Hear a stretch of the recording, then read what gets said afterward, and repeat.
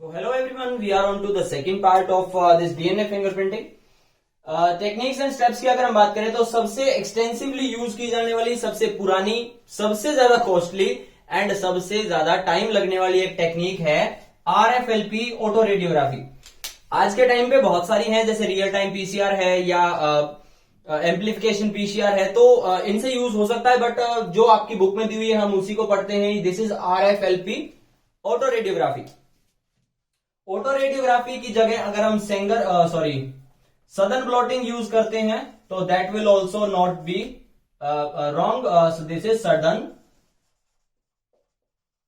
Blotting, RFLP southern blotting. देखिए ये है पहला सैंपल, ये है दूसरा सैंपल।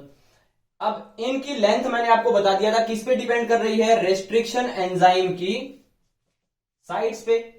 अब अगर यहां से ये V3 निकल जाए, यानी इतना सा हिस्सा अगर निकल गया तो ये और छोटा हो जाएगा, ठीक है। और इसी तरह से हमें क्या मिलता है, बहुत सारे वेरिएबल नंबर, ये टेंडम रिपीट्स मिलते हैं। एक क्रोमोसोम के अंदर ये बहुत सारे हो सकते हैं, इनॉर्मस नंबर्स में हो सकते हैं, ठीक है। नॉर्मली जो हर एक जो है क्रोमोसोम है, हम उसके सैटेलाइट पार्ट को लेते हैं। तो सैटेलाइट पार्ट के अंदर हमें ये जितने भी मिलते हैं वो सारे के सारे ऑटो रेडियोग्राफ की जो प्लेट होती है उसके ऊपर एक बैंड देते हैं, वो हम आगे देखेंगे। अभी सिर्फ बात कर रहे हैं RFLP। तो ये RFLP का जो फ्रेगमेंट है, इसकी लेंथ, इसकी एक लेंथ है और ये थोड़ी सी लंबी लेंथ है। तो ये किस पे डिपेंड करेगी, रेस्ट्रिक्शन एंजाइम्स की प्रेजेंस पे।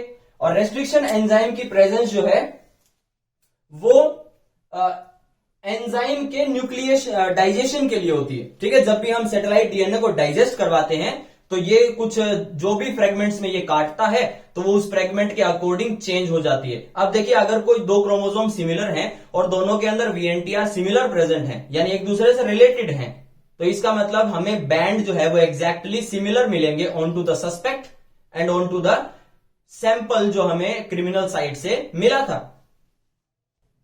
तो इसके बाद हम आ जाते हैं RFLP और ऑटो रेडियोग्राफी के स्टेप्स किस तरह से कंप्लीट होते हैं। सबसे पहले एक जगह पर एक मर्डर हुआ और वो मर्डर की जो जगह थी वो आपके घर से और मेरे घर से बहुत नजदीक थी, प्लस आसपास के CCTV कैमरा में हम दोनों को देखा गया था।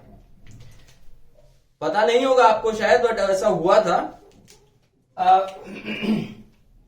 जो हमारे CID के DSP वो हैं, जो कुछ तो गड़बड़ है, वो पहुंचते हैं क्रिमिनल साइट पे और वहां से करते हैं सैंपल कलेक्शन। सैंपल्स में क्या क्या चीजें आ सकती हैं सैंपल में, अगर जो मर्डर्ड पर्सन है जिसकी डेड बॉडी वहां रखी हुई है, अगर उसके नेल्स में किसी तरह की कोई स्किन है, कोई हाथापाई हुई थी, या उसके कोई हेयर्स प्रेजेंट हैं उसके हाथ में, उसके नाखूनों में या कहीं भी, अगर कोई रेप का केस है तो स्पर्म अगर प्रेजेंट है आसपास कहीं भी, या ब्लड अगर कहीं भी प्रेजेंट है, तो इन सब चीजों में सबसे पहले क्या किया जाएगा, डीएनए को एक्सट्रैक्ट करवाया जाएगा, whole genomic DNA. Whole genomic DNA के बाद में इसकी कर दी जाती है रिस्ट्रिक्शन डाइजेशन, यानी इसको रेस्ट्रिक्शन एंडोन्यूक्लियस से कटवा दिया जाता है। और कटवाने के बाद हमें मिल जाते हैं क्या, सैटेलाइट डीएनए। ये हमें कैसे मिले, ये हमें मिले डेंसिटी ग्रेडियंट सेंट्रीफ्यूगेशन से। सेंट्रीफ्यूगेशन से मैंने आपको बता दिया कि डेंसिटी ग्रेडियंट सेंट्रीफ्यूगेशन में सैटेलाइट डीएनए जो है सबसे ऊपर रहते हैं। और फिर इसके बाद दोबारा से रेस्ट्रिक्शन डाइजेशन करवाया जब रेस्ट्रिक्शन एंडोन्यूक्लियस से, तो VNTR मिल गए मुझे 4 तरीके के, यानी 4 अलग अलग लोकस पे प्रेजेंट मुझे VNTR मिल जाते हैं फ्रॉम सैंपल, ठीक है।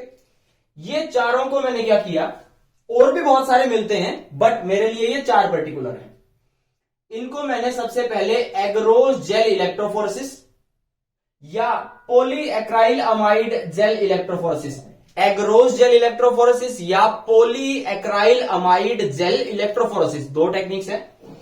इन पे रन करवाया।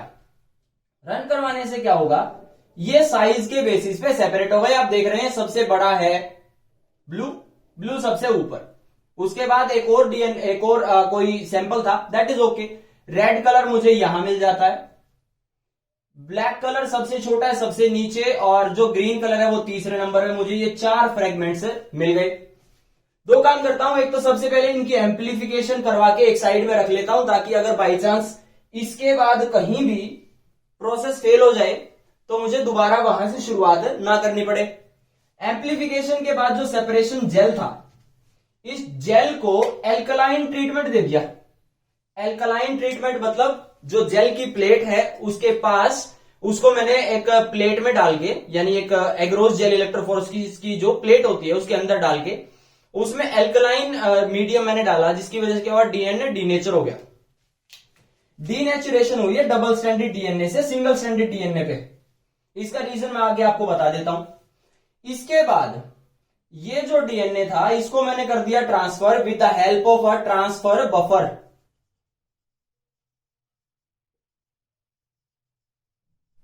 ट्रांसफर बफर की हेल्प से मैंने इसे ट्रांसफर कर दिया नाइलॉन मेम्ब्रेन पे।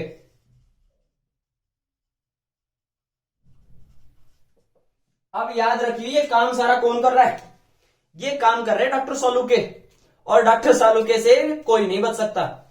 तो मेरा पकड़ा जाना या आपका पकड़ा जाना बहुत हद तक क्या है, पॉसिबल है। ठीक है, अब नाइलॉन की मेम्ब्रेन पे डॉक्टर साहब ने जैसे ही डीएनए के सिंगल स्ट्रैंड को ट्रांसफर करवाया, इसके बाद डॉक्टर साहब ने पहले से बनवा के रखे थे कुछ डीएनए के रेडियो एक्टिव प्रोब, डीएनए के रेडियो एक्टिव प्रोब्स। ये रेडियो एक्टिव प्रोब जो है इधर डाल दिए गए।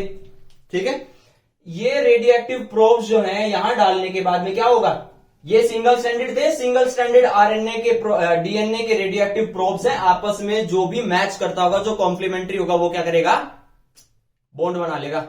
डबल स्ट्रैंडेड बॉन्ड, एक रेडियो एक्टिव का, ये रेडियो एक्टिव है, और दूसरा नॉर्मल जो वीएनटीआर का डीएनए है। इस तरह से डबल स्ट्रैंडेड बन गया। डबल स्ट्रैंडेड करने के बाद में दे दी वॉशिंग। वॉशिंग से क्या होगा, ये आरएनए जो रेडियो एक्टिव प्रोब्स हैं ये कॉम्प्लीमेंट्री होते हैं। ठीक है, वीएनटीआर के कॉम्प्लीमेंट्री होते हैं और इन विट्रो बनाए जाते हैं। वॉशिंग कर दी जिसकी वजह से जो अनबाइंडेड प्रोब्स हैं वो सारे चले गए।